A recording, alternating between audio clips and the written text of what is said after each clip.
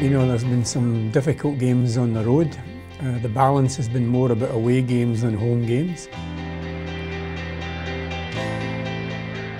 The end product is that we're still in the playoff places, and a lot of our stats are very positive. I mean, you've got Bradley Wright Phillips, for example, who is the top goal scorer in the MLS. You've got Terry Henry. TT has not only got 10 assists, but he's also scored 5 times as well. Now, that's a real partnership, you know. In any league, that would be some partnership.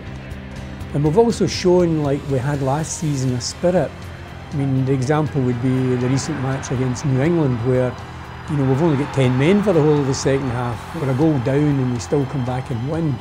So we've got individual players who are showing up very well. We've shown that, as I say, that collective spirit about this. And it's simply a matter that we eliminate too many draws and in fact turn some of those draws into victories.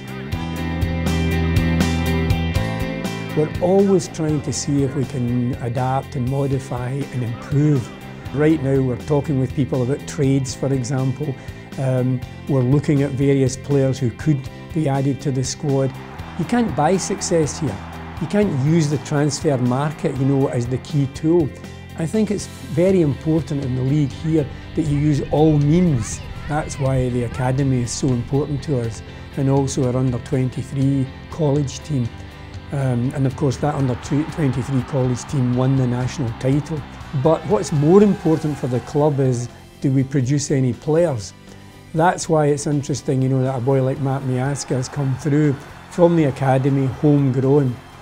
In the case of Chris, of course, he was through the college draft system, and with young Ambrose Ayongo, that was rather more someone that we picked up along the way. In all cases, it's valuable. The heart and soul of your team, as I say, is your young players. It's why we want to invest even more in our academy setup. The one word that always strikes me about everything to do with the MLS is extreme. Everything's extreme: travel, weather, fields, altitude, you name it. And it's coping with all of that. That's why the draw in Salt Lake was very, very, you know, good and excellent from our point of view. It was hard earned because of all the difficulties that you had to overcome in such a match. Clearly the MLS Cup is our #1 challenge. Beside that, of course, there's the challenge and the interest that we've all got for our fans and for ourselves of the Champions League. It is for us, however, the second tier, if you like, and when it comes to our targets, because the first one must always be the MLS Cup. But we do find it interesting to play in the Champions League. It is something that we will take seriously, and we'll do our utmost to try and still be in it come the end of the year.